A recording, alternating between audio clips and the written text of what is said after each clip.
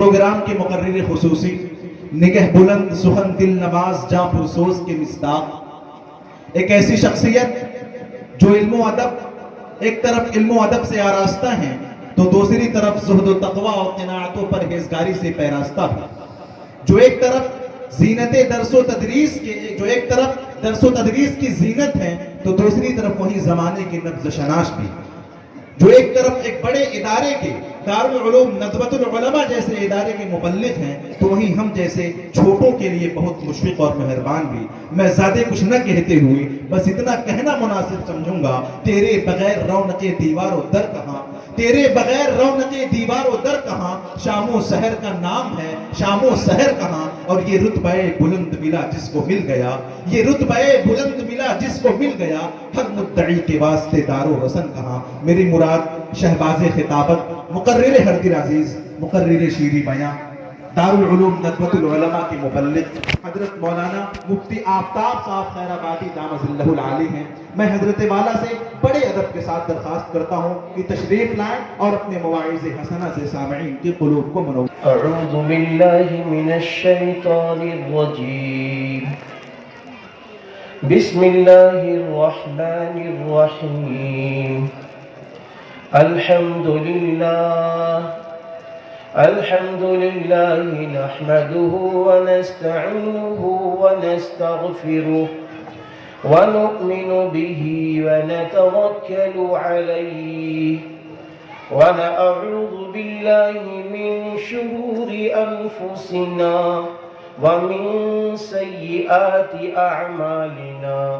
من يهده الله فلا مضل له ومن يضلل فلا هادي له، ونشهد أن لا إله إلا الله وحده لا شريك له، ونشهد أن محمدا عبده ورسوله،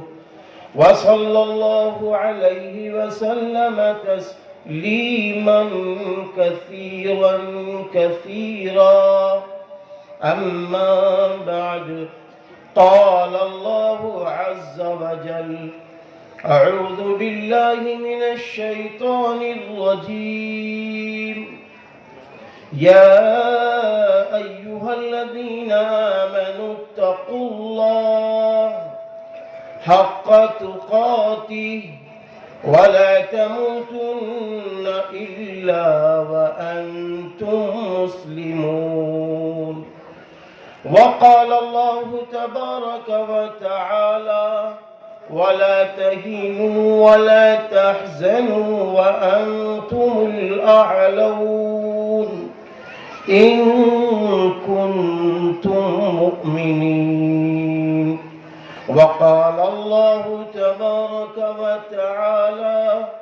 قل إن كنتم تحبون الله فاتبعوني يحببكم الله ويغفر لكم ذنوبكم والله غفور رحيم، صدق الله العظيم۔ وقال النبي صلى الله عليه وسلم: لا يؤمن أحدكم حتى أكون أحب إليه من والده وولده والناس أجمعين، أو كما قال عليه الصلاة والسلام۔ وقال النبي صلى الله عليه وسلم: خيركم من تعلم القرآن وعلمه، أو كما قال عليه الصلاة والسلام۔ اللہ کے محبوب بندوں اور اللہ کی محبوب بندیوں، سب سے پہلے اللہ رب العزت کا شکر ادا کرتا ہوں کہ اللہ رب العزت نے آپ کے درمیان بھیجا۔ یہاں آنے کے بعد آپ سب کو دیکھا، بے انتہا خوشی ہوئی۔ کہ ہم اور آپ ایک بڑی نسبت کے تحت یہاں جمع ہوئے ہیں، وہ کلام اللہ کی نسبت ہے، جلسہ دستار بندی کی نسبت ہے، سیرت طیبہ صلی اللہ علیہ وسلم کی نسبت ہے۔ یہ نسبتیں بڑی اعلیٰ ہیں۔ آپ اچھی طرح یاد رکھیے، جس مجلس کی نسبت اللہ سے ہو جائے اور رسول اللہ صلی اللہ علیہ وسلم سے ہو جائے، وہ مجلس بھی اعلیٰ ہو جاتی ہے، مجلس کے لوگ بھی اعلیٰ ہو جاتے ہیں۔ اس لیے سب سے پہلے آپ بھی اللہ کا شکر ادا کریں کہ آپ بہت اعلیٰ ہیں۔ آپ اپنے آپ کو اس وقت بہت بلند سمجھیے، اس لیے کہ آپ کے دل میں، میرے دل میں اللہ کی محبت ہے، نبی کی محبت ہے، صحابہ کرام رضی اللہ عنہم اجمعین کی محبت ہے، اس لیے ہم آپ اعلیٰ ہیں۔ ہم اعلیٰ اس لیے بھی ہیں کہ ہمارے اور آپ کے دلوں میں قرآن پاک کی محبت ہے، ہمارے اور آپ کے دلوں میں قرآن پاک کے پڑھنے والوں کی محبت ہے، ہمارے اور آپ کے دلوں میں قرآن پاک کے سمجھنے والوں کی محبتیں ہیں، ہمارے اور آپ کے دلوں میں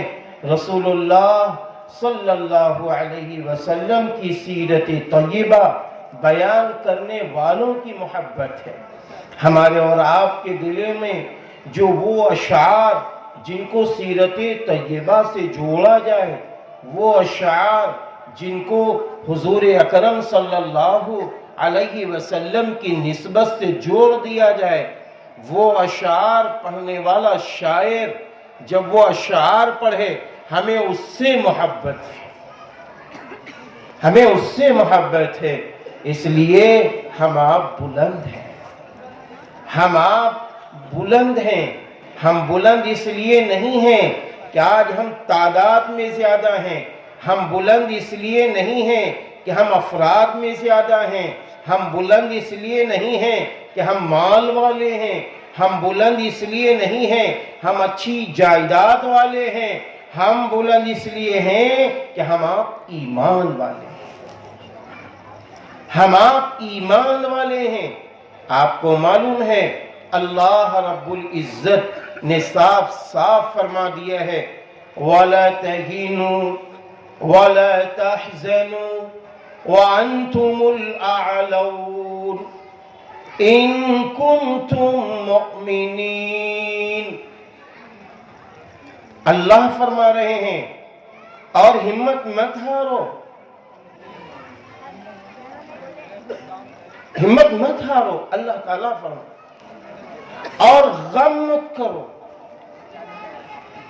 یہ اللہ تعالیٰ فرما رہے ہیں وَأَنْتُمُ الْأَعْلَوْنَ،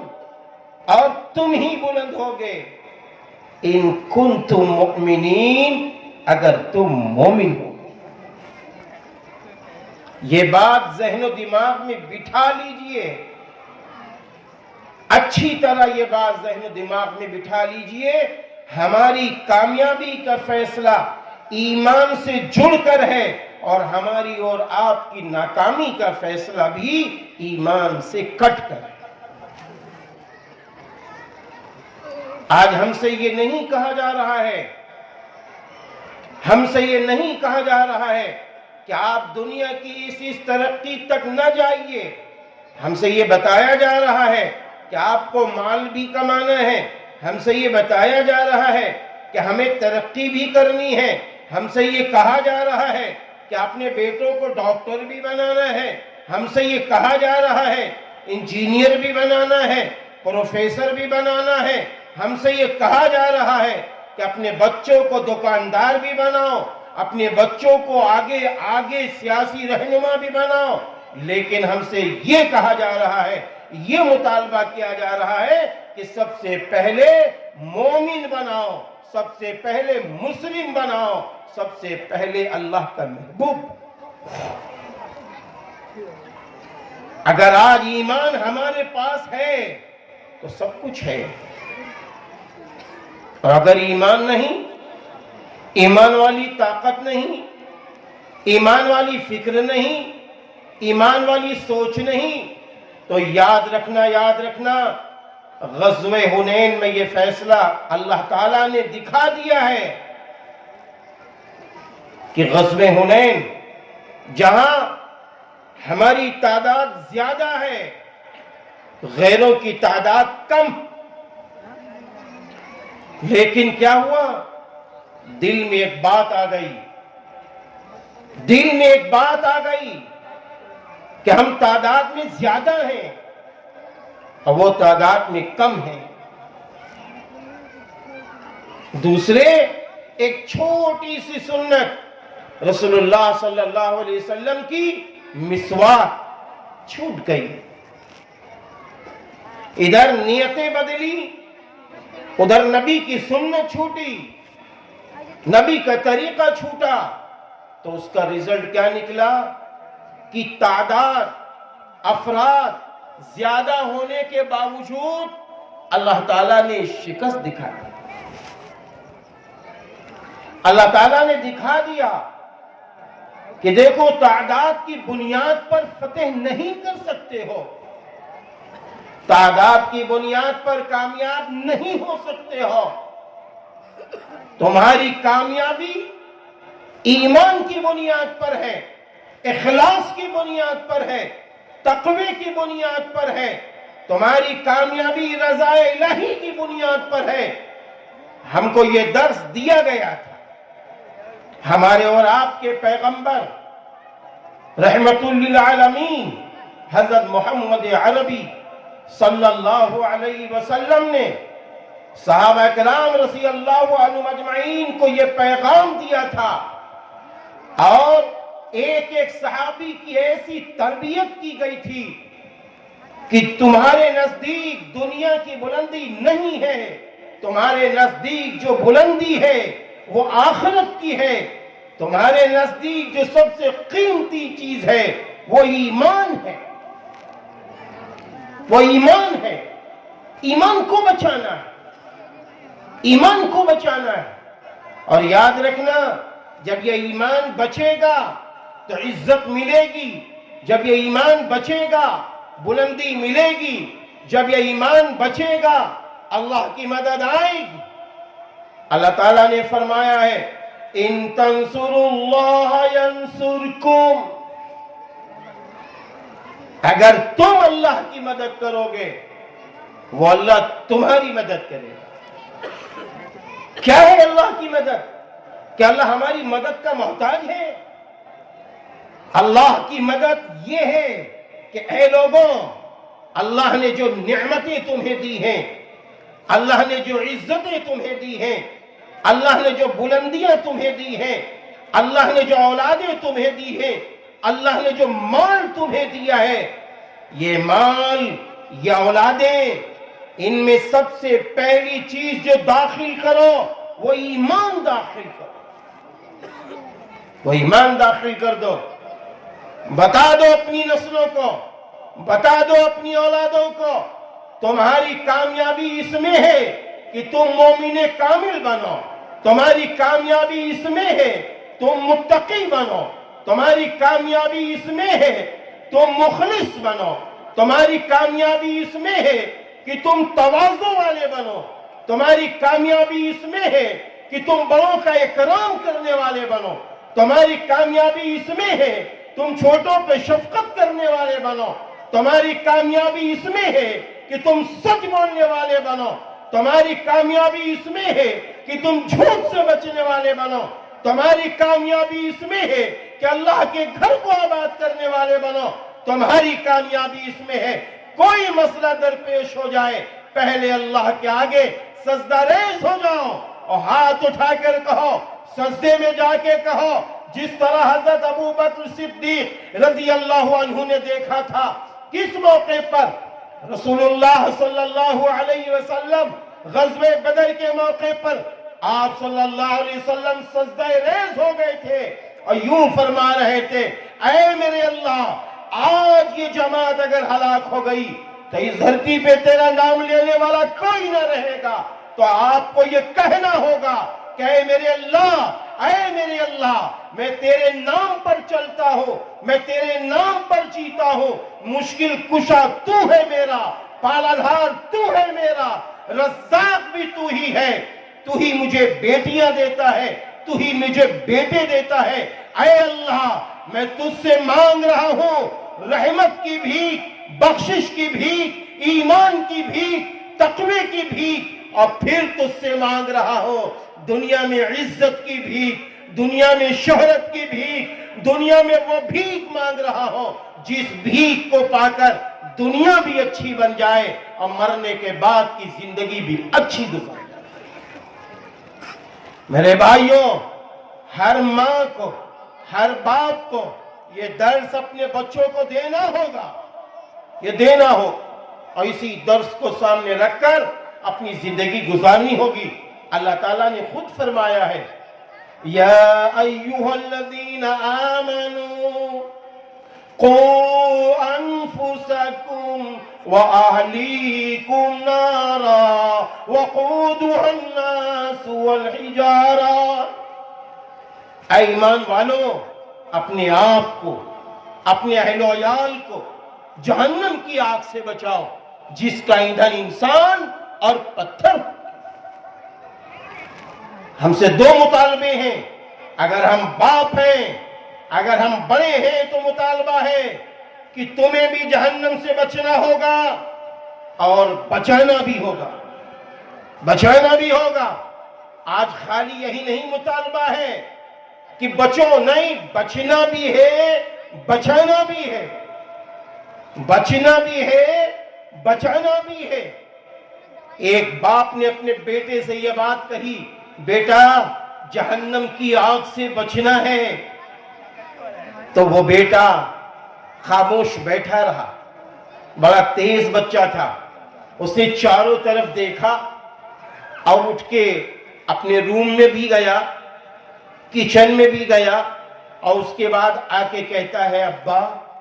ابا آپ کیسی بات کہہ رہے ہیں کہ جہنم کی آگ سے بچو؟ یہاں کہیں آگ نظر نہیں آ رہی ہے، یہاں کہیں آگ نظر نہیں آ رہی ہے ابا جان، آپ فرما رہے ہیں جہنم کی آگ سے بچو، وہ کون سی آگ ہے؟ ہم نے یہ آگ تو کبھی بچوں کو بتائی نہیں، ہم نے کبھی یہ آگ اپنے بچوں کو نہیں بتائی۔ ماں کا عالم کیا ہے؟ مفکر اسلام حضرت مولانا سید ابو الحسن علی ندوی عرف علی میاں رحمت اللہ علیہ نے لاکھوں کے مجمع میں ایک واقعہ سنایا کہ ایک ماں کا ایک بیٹا ہے، بیٹا سو رہا ہے، ماں نے یہ سوچا میرا بیٹا سو رہا ہے، چلو ایسا ہے پڑوسن کے گھر چلوں، کچھ باتیں ہو جائیں گی، جب تک بیٹا جگ جائے گا میں آ جاؤں گی۔ اس نے کیا کیا، اپنے بیٹے کو اندر سوتا ہوا چھوڑا، اور چھوڑنے کے بعد